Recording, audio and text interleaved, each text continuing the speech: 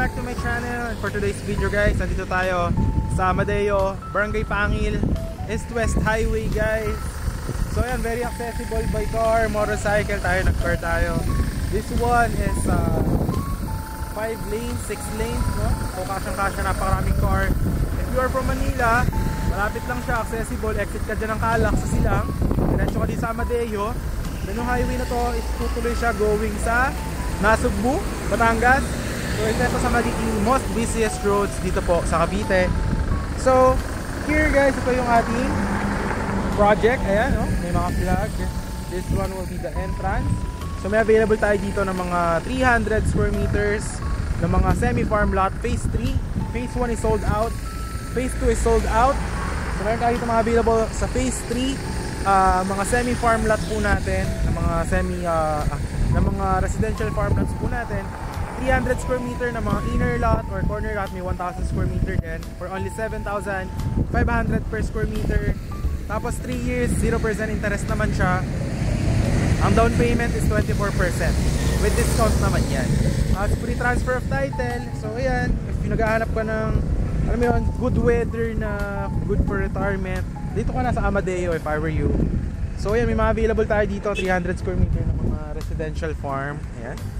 So maganda dito kasi along highway siya. Kung galing ka ng Manila, accessibility ang hanap mo, this is the project that I highly advise. Magkakaroon din ng linya ng kuryente, tubig, electricity, water, tapos internet. Ito yung entrance, ayan. Tapos dyan yung roundabout, ayan. Makagandahan dito guys, yung kanyang above sea level is 450 meters, so hindi siya binabaha. Kompleto with drainages, ayan, undergoing construction. Ayan. So yun, limited na lang yung actually yung mga lots available natin. Nandiyan lang naman yun, ayan o.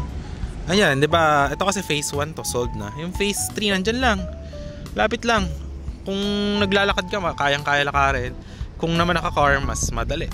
Ayan. So yun. Actually maganda rin tong lugar na to, no?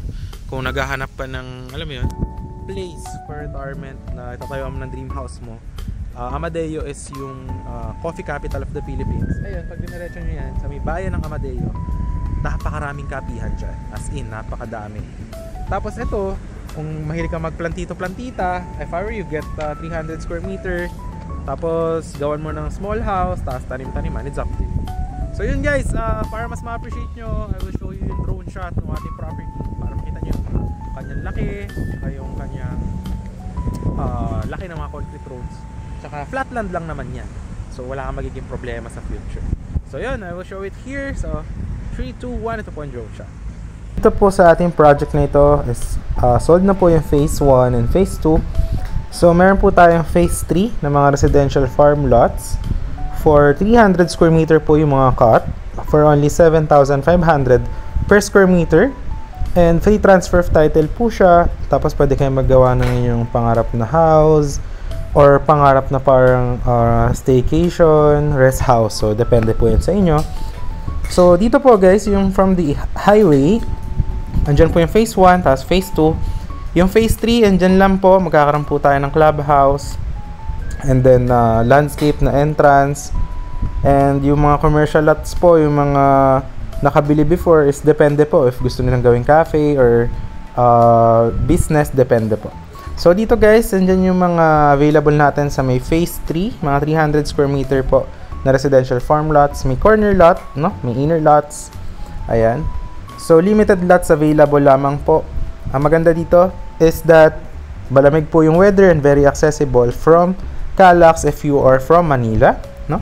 Dahil ito pong ating east-west road is kinoconnect niya yung Silang, Amadeo, Mendez, Indang, Magallanes going to Nasugbu, Batangas. So this one will be one of the most busiest highway dito po sa Cavite. So ito po guys, undergoing construction po yung ating project. And dyan po yung phase 3. Ano yung mga available po natin na 300 square meter ng mga inner lot and corner lots, no? Ng mga residential farm lot. So ayan po, as you can see guys, malaki po yung ating project. And along highway lamang siya. So sa dulo ng video, papakita ko naman kung ano yung sample. Ito po, yung mga finish natin na projects, which is ganyan din po yung magiging itsura ng mga concrete roads natin. So mga 8 meters and 10 meters po yung wide ng ating mga concrete roads. para to accommodate yung mga owners po natin. With drainages po yan, lines for electricity and water. Ganyan na ganyan din po yung magiging itsura ng ating project sa Amadeo. But in this case, ito po ating project na ito is sa Silang, Cavite, along Aguinaldo Highway, no?